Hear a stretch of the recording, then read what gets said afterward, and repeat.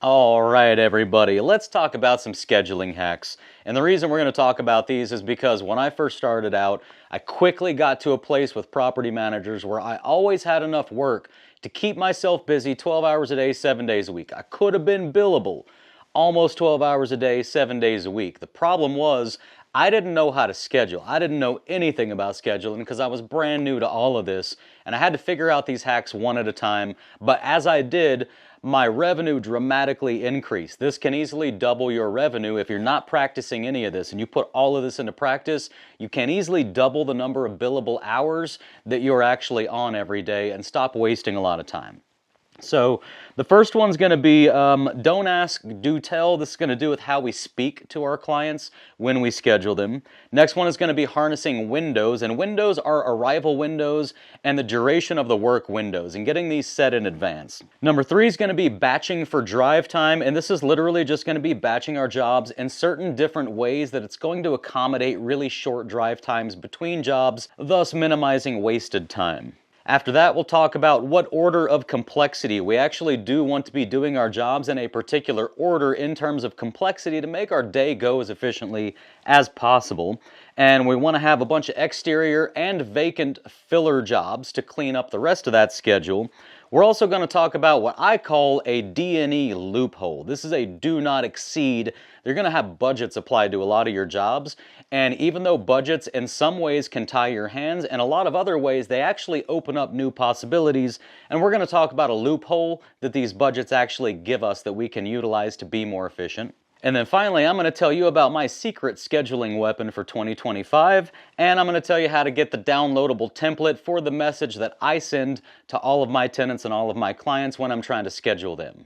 So first, we're going to dive into don't ask, do tell. And here's the bottom line with this, guys. If you call your tenants and you ask them, if you say, hey, I got this job, apparently you got a leaky sink, I need to get scheduled with you to get that leaky sink fixed, what's your availability? If you ask them that question, I'll tell you when their availability is. Their availability is going to be after work in the evenings, Monday through Friday, or any time on the weekend. And what you're going to end up with is all your tenants are going to want the same time slots, and you're going to be working evenings and weekends, and then you're going to have downtime during the week.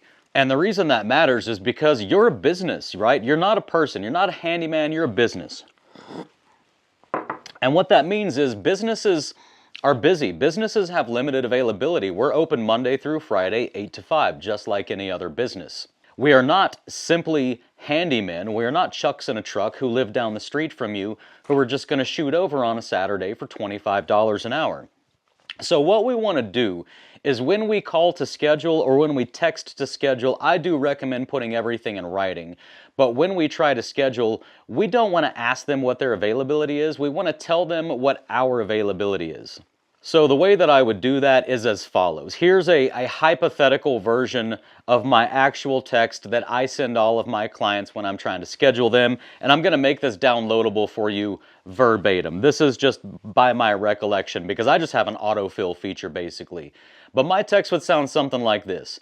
Hello, this is Ray Duke from, and then state your business name. We currently have, we, by the way, not I, I'm not a person, we're a business. So we currently have a work order from, and then list the name of the property management company that sent you the work order. We currently have a work order from such and such property management company to perform some repairs on your leaky sink on Melbourne Avenue. And it's the next lines that are more important. On the next lines, what I'm going to say is our next availability is going to be Tuesday, January 11th for arrival between 9 a.m. and 10 a.m. So I didn't ask them, I told them our next availability is on this day for arrival between these times. And then next I'm going to say, can an adult over the age of 18 be present at the property at this time for us to complete these repairs? So again, notice I didn't ask them if it's convenient for them. I didn't ask them if it works for their schedule. What I've done is I've told them what my availability is, and I followed that up with the question of, can someone over the age of 18 be available at the property at that time for us to complete the repairs? Most of the time, in my experience, guys, when I word things this way, most of the time the answer is going to be yes. When I hear a no, it's usually a legit responsible person who's honestly just has to be at work and they can't get off and they don't have anybody else. And in that situation, then I offer an alternate time. If they don't already provide me with an alternate time that works for them, I offer one more alternate day and time that works best for me. And if they still say no, then I ask them what their availability is. But that is very rare. Almost all the time, like 90% of the time, they say yes. Of the 10% of the time that's left, 90% of those times they say yes to my alternate time. And it's only just this minute little 1% who honestly just are only available on evenings and weekends. And that hack right there, guys, that changed literally everything for me. All of the sudden, I wasn't confined to weekends and evenings and odd times like just lunchtime in the middle of the week when they could get off work for lunch. All of the sudden, everybody started saying yes because I behaved and spoke to them as a business would behave and speak to them, and I put them in the position of they're asking for work to be done. I'm letting them know when I can do it and asking them if they're able to accommodate my schedule. Definitely try this out. I think you're going to find good results. All right, and this next one too is also a game changer, and this is harnessing windows, guys. When I first started, I was very opposed to using arrival windows. That's when you say, I'm going to arrive anytime between this hour and this hour. I was really opposed to that. I wanted to be that precise, punctual handyman that said 10 o'clock and then showed up at 9:45, texted you to let you know I'm there 15 minutes early, wait patiently for you to text me back and say, come on in, or wait patiently until 10 a.m. and then knock on the door right at 10 a.m. The problem was I spent a lot of time just waiting in the car for that 10 a.m. to arrive, and a lot of times if I'm running a little bit late because the job before took a little bit longer, then I either had to stop what I was doing in the job that already wasn't going well to call this next tenant to let them know I'm going to be late, or if I didn't do that, then I've arrived late, and I hate arriving late, and a window would have prevented that. So now here's how I schedule. That first job of the day, I've got a 9 a.m. to 10 a.m. arrival time. I try to show up right at 9, but if I end up showing up at 9:20, it's not a big deal because I said I would arrive between 9 and 10. And then I've also given them a window for the duration that I expect this job to take place. So I've said when I scheduled for arrival between 9 and 10 a.m., and then I follow that up with saying I anticipate this job to take anywhere from 1 to 3 hours. So now I've asked them basically to be available for a 9 to 10 a.m. arrival, so starting at 9, maybe as late as 10, and then 1 to 3 hours, so take that maximum 3 hours. If I arrive at 10, add 3 hours to that, now we're looking at 1 p.m. So I've asked them to set aside a window within their day, all the way from 9 a.m. to 1 p.m. by wording things the way that I've worded it. So this is going to ensure, number one, that I'm not late if anything's going wrong, and number two, that we don't get to 11 o'clock and then all of a sudden they're saying, oh, hey, I've got an appointment I've got to go to. Can you come back a different day to finish this? No, that's not going to happen because you've let them know in advance that it might take up to 3 hours and you might arrive as late as 10. So they knew in advance, which means if they need you to leave and they need you to schedule again, you now have the justification for charging a new trip fee for that future trip. And you can show them in writing like, hey, I let you know how long this would take, and I do operate on a trip fee basis, which means maybe it was going to take me only an hour and it would have been just the $150 trip fee. Now I've got to make 2 trips, so this is going to be a minimum of a $300 job. And then as the day progresses, what I'm going to do is I'm going to move those scheduling windows around so that my first jobs, which are generally going to be simple and quick, but I'm still going to set aside a whole hour for, that next scheduling window is going to be for arrival, let's say between 9:30 and 10:30, because the first one was like a 15-minute job probably. So if I finish this 15-minute job in 15 minutes, I shoot to the next job. I'm not arriving before my window. I'm not arriving after my window. I'm usually going to finish that up more quickly than the amount of time I've allocated. So the next job is also scheduled with its arrival window being set within the actual work window of the second job of the day. And I stair-step these throughout the day. And the goal is when you get good at scheduling with both arrival windows and work duration windows, when you get good at doing this, you should be able to fill out your entire day hopping from job to job to job and having everybody at home and available to you for the entire duration of time that you need throughout that entire day.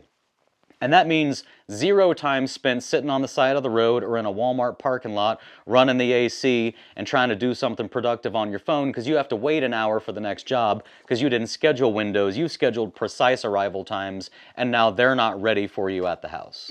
These arrival and work duration windows, in my opinion, should be standard with every single home service business, and they should be in writing every single time so there is no question that you clearly communicated. Now let's talk about batching for drive time, and this is less of a big deal than all of the other ones, but still very important because if it's done correctly, it's going to enable you to do an entire extra job per day, and that means an entire extra trip fee per day. So I used to drive when I was most full bore, when it was 10 to 12 hour days, 7 days a week, and all I did in my life was just do handyman work all over this city. On average, I was driving between 80 and 125 miles per day every single day. Now, if I was going, let's say 60 miles an hour for every one of those miles, that's 80 to 125 minutes. So you're talking about 2 hours of drive time every single day. And if I can do nothing more than just shave 1 hour off of that 2 hours, so if I can save 15 minutes 4 times a day by just scheduling my jobs to be very, very close to each other, if I can do that, I can save an hour a day. And an hour is enough time to change a smoke detector, fix a leaky faucet, put a new doorknob on. That's an entire extra trip fee for that day that you're missing out on by wasting that hour. And the trip fee, mine now is $150. Even if yours is only $100, that's $100 a day. That's $500 a week if you're working 5 days a week, which means that's $2,000 per month, which in the end is $24,000 per year that you're missing out on by not batching for drive time. Now, the way that I do this, I'll tell y'all my process. You may have to come up with your own, but my process is I use Jobber. So when I create a job in Jobber, I create it as an unscheduled job. I don't schedule it when I create it. I bring jobs in for a day or two. I get them all in the system so that they're building up a little bit. I create them as unscheduled jobs and I assign them to an employee that's a fake employee whose name is Schedule. That's where all of my jobs that need to be scheduled are. I go into the Jobber software and you can bring up all your jobs on a map. You can see them on a map locally. And then I look at my current schedule as well as that map. I figure out where those jobs would best fit into my current schedule. So if I have one on the northwest side of town, and I'm going to be on the northwest side of town on Tuesday, 5 minutes away from that job, I'm going to text them and I'm going to see if I can stick them on right after that job. And remember, if I word my text messages correctly, they're highly likely to say yes and be at the home whenever I need them to be at the home to get that job done. But then we're going to look over here on the northeast side of town and we're going to see that there are 3 jobs all near each other on the northeast side of town. So I'm not going to schedule this one, this one, and that one on one day. I'm going to schedule those 3 on the same day. And then what I'm going to do is, let's say these jobs are up here and I live down here. So then what I'm going to do is I'm going to say, okay, those 3, that's not enough to fill out my day. So I need 2 other jobs, and what I want to do is find 2 other jobs that are somewhere not far off of my route in between these 2, or if there's one even further away up here, it's a great way to leapfrog yourself up to the next job. And sometimes when you get these jobs far away, you do need to look for opportunities to leapfrog. So you're not driving an hour and a half to a job, driving an hour and a half back. Instead, you're leapfrogging to this job, this job, this job, and then this job, and this job, and then home. And that way you're not just, like I said, driving a whole hour and a half just to get to that other job.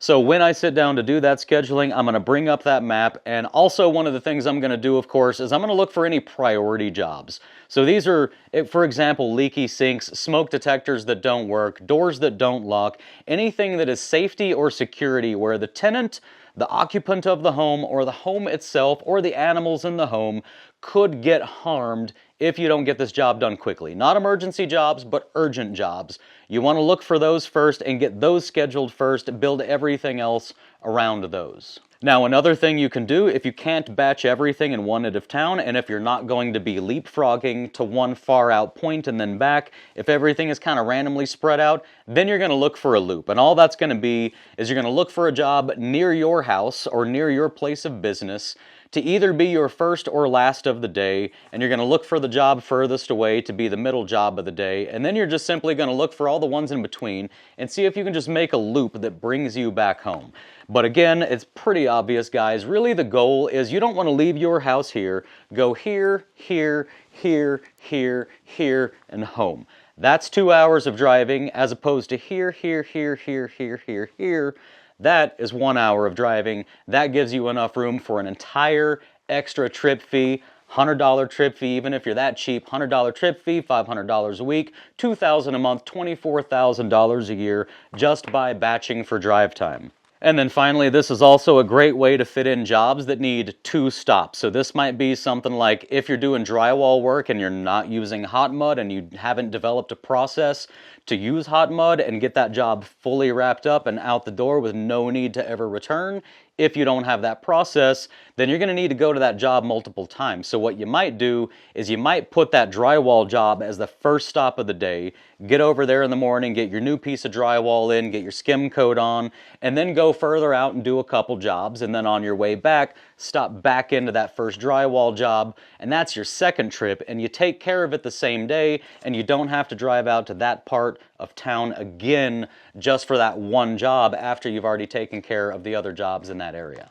Next on the list, another big one. It took me a while to figure this one out, and when I did, again, it was a game changer. And that is to schedule your jobs for the day. If you're going to have 5 jobs in the day, you want to schedule them in order of complexity. And what I mean by that is you want your least complex jobs to be your first job of the day, and you want your most complex jobs to be your last job of the day. Now the question is, what do you mean by complexity?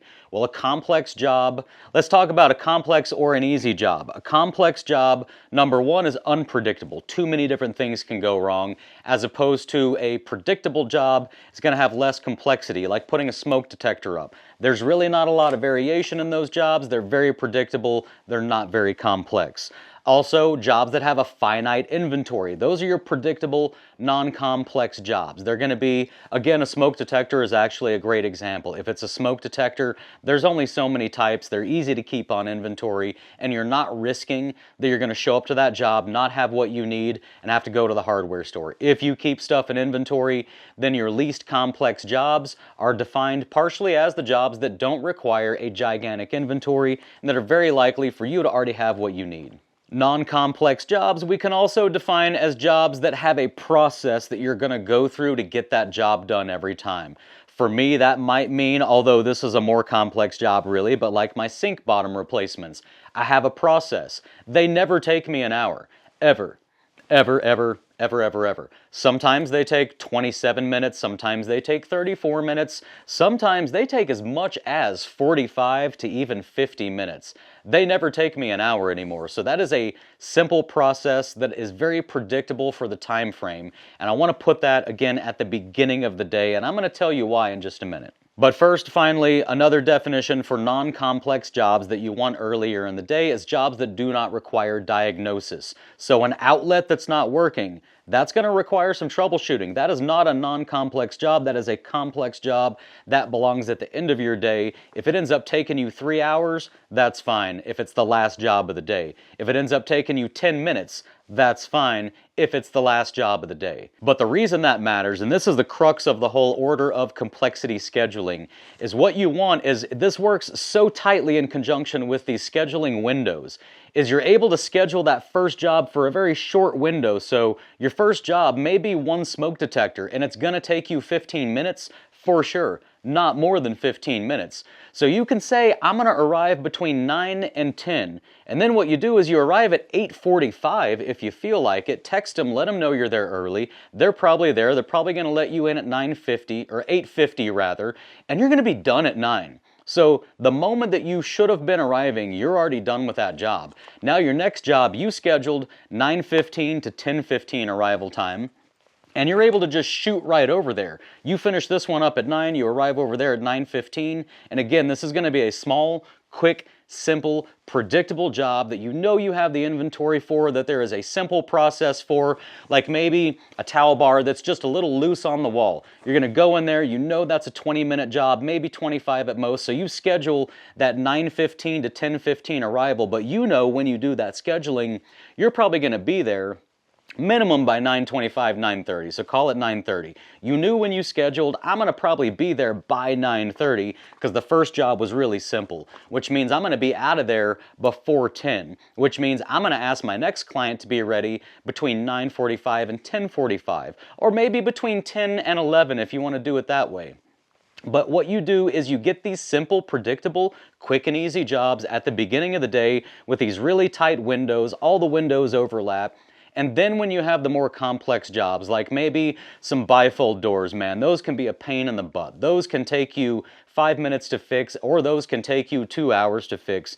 You just never know. So you put those bifold doors, you put those carpentry jobs, you put those electrical troubleshooting jobs, you stick those out towards the end of the day, and the end result is you start your day off with easy, simple, quick work, you pound those out really fast, and if you have a complicated job that throws everything off, you didn't throw off the last half of your day when that job throws everything off. Instead, that job threw off only itself, or it threw off your plan on what you were going to do on your way home, or maybe it threw off one additional job that was going to come after, or maybe the job that came after was a vacant property you needed to do an estimate on, and this fourth job of the day took too long, and you just cancel going over to that estimate so you can still get home on time and have dinner with your family. And as I just mentioned, with that last job of the day being a vacant property that you needed to just give an estimate on, I highly suggest keeping a list on hand of exterior jobs or vacant jobs that you can use as filler. And the reason you want to do this is because tenants are going to cancel on you, clients are going to cancel on you, jobs are going to go too quick, jobs are going to take too long, or they're going to end up being too complicated in some particular way where now you've got to order stuff, so you're not going to stay there for the next 2 hours because you're missing a part you need to order, and you now need filler. You filler at the beginning of the day, filler at the end, or filler in the middle. And your filler is going to be the list of jobs that are either vacant or exterior. For the vacant ones, you don't need anybody's permission to show up. For the exterior ones, what I do when I try to schedule these is I do give them a date and time that's going to be the latest that I'll arrive. So I'm going to say next Thursday, you know, for arrival between 12 p.m. and 1 p.m. next Thursday. But then I'm also going to get permission from them and say, hey, by the way, since this is up on your roof and I don't need to enter your house and you don't have a gate around your front yard, since that's the case, would it be okay with you if I find some downtime in between some other jobs? Can I just shoot you a text to let you know when I'm on my way over and just pop over there and get up on the roof and fix that real quick and drive away? And if they don't have a gate in the front yard, if they don't have a fence and they don't have dogs and stuff, if it's just open, they're probably going to tell you yes. They pretty much always do. They're going to say, yeah, as long as you text me, I don't mind. So I do that a lot. And now you've got this list, so what happens is, if all of these circumstances that I just went down, if any of those happen and you end up with an hour and a half you need to fill in the middle of the day or tack on to the end of the day just to make it a little more productive, that's what you use to fill those with, is these exterior and vacant filler jobs. I do want to say real quick also, as far as these filling those time slots, another thing you can do to fill some of those time slots, by the way, you can go to Home Depot and update your inventory. You can park in a parking lot, clean out the back of your van. You can stop at a few pawn shops. You would be absolutely amazed at the tool deals you can get at pawn shops. I haven't bought a lot of mine at pawn shops, but I've bought a few of them, and they've always been good deals, and they've always been good tools. Let me check this last slide, make sure I didn't miss anything. Oh yeah, there we go. Okay, yeah, and you can also stop on the side of the road and do some administrative work. Again, if you're using Jobber like I do, link in the description, 20% exclusive discount. If you're using Jobber like I do, it's easy to just pull over to the side of the road and do some invoicing, do some scheduling, import some new jobs, take care of whatever administrative business you need to take care of while you're waiting on the next job. Now, this next one is actually pretty sweet. However, I'm going to warn you, you do need to have a good rapport with your property manager to be using this. You want to make sure that they're on board with you using this in the fashion that I'm going to use it. But this is what I call the bonus do not exceed loophole. So when you work for property managers, typically your jobs are going to have what's called a DNE or a maintenance limit. DNE means do not exceed. And what that is they're going to say, it's one of my clients is 350. It used to be both of my bigger clients is 350. Now one of them's bumped up to 500, the other one's still 350. And I have an understanding with them that up to that amount, I can just show up, do what I need to do, invoice what I need to invoice, and we're just perfectly good as long as I don't go over that amount. That's the do not exceed, that's the maintenance limit. But if I do need to exceed that maintenance limit, that DNE, then I have to submit an estimate and get approval. So here's how I utilize this, guys. Let's say I get a punch list, and I've been getting a lot of punch lists at occupied properties lately. So it's kind of like having to do a move out, but tenants are already living there. And that's because we're catching up on a lot of annual inspections that stopped getting done over COVID, and we still haven't caught all the way up. So I'm getting these big punch lists while tenants are living there, and I have a $350 maintenance limit. And any punch list that's 6 items long is not going to be $350. It's definitely going to be more. So what I have figured out, and this doesn't only apply to when you have more work than what you can accommodate under a maintenance limit. That's not the only time that this applies. This applies when you do have more work than it can accommodate and when you have less. But my policy now is I show up to a job with these punch lists, and of course the first things I do are any urgent jobs, anything that's leaking, anything that's safety related, etc. I always do the urgent jobs first. After the urgent jobs, I'm going to do the jobs that I have the tooling and inventory for already on hand, which means I'm not making a trip to Home Depot or any other hardware store to continue working. So once I've gotten the work done that is number one, urgent, whether I have to go to Home Depot or not, doesn't matter. If it's urgent, I'm going to take care of that. But I get the urgent work done first, then I get the stuff for the inventory done, and anything else that's left. If I don't have the inventory and the tooling I need to do it, I'm not going to do it that day. What I'm going to do is I'm going to take measurements, I'm going to take my paint samples, I'm going to take my pictures, I'm going to put together whatever I need so that I can schedule a future trip for this job. And when I come back on this future trip for this job, I know I'm not going to have to go to the hardware store for that either, because now I have it, because I already went and looked and I measured the blinds so I can get them cut. I took the paint sample so I can get it mixed at Home Depot on one of my other trips to Home Depot. So this total job, what I'm going to do is it's 6 items. Well, I'm going to knock out 3. I'm going to invoice 3, and then I'm going to send an estimate for the other 3, or I'm just going to send a message and say, hey, I got these 3 done. I can complete the other 3 items on a future trip if you just want to send me a new work order with a new $350 maintenance limit, and then I just let the property manager decide from there how they want to handle it. But the great thing about this is it gives you permission to break up jobs without any approval. It gives you permission to just say, hey, you know what? I already know in advance when I'm scheduling this job, it's not going to be 4 hours because I'm not going to stay for 4 hours because I can't charge enough money to be there for 4 hours. So it doesn't matter how long the list is or what's on the list. You don't need to know how long all of that's going to take. All you need to know is that if you schedule yourself a 1-hour arrival window, arrive at the beginning of that window, have 2 hours allocated for work at the end after that window, then now you have a total of 3 hours. At $100 an hour is $300. That leaves you with enough room for $50 in materials. If you use more materials than that, like if your first thing is a garbage disposal that's leaking, that's rusted through and needs to be replaced, well, boom, there's 125 materials and $150 trip fee right off the bat, so you're at $275, which means you're just going to pick 1 or 2 little things on this list after that, knock those out, take pictures, take measurements, take samples, go invoice the couple things you did, and let them know to send you a new work order for another trip with a $350 maintenance limit, or they can just approve some sort of estimate and you can schedule it and go back, but you're never going to the hardware store in the middle of the job, and you now know that you can just schedule yourself 2 hours for this 8-item punch list. 2 hours is going to cover it because they can't afford to pay you with their maintenance limit for any more than that, really. And finally, my 2025 secret weapon for scheduling is going to be my Jobber AI receptionist. I highly recommend you go watch the video I did like a week or 2 ago where I had her book a job. This is an AI receptionist. She is free, at least for now. She's also in beta version. You have to request access to her.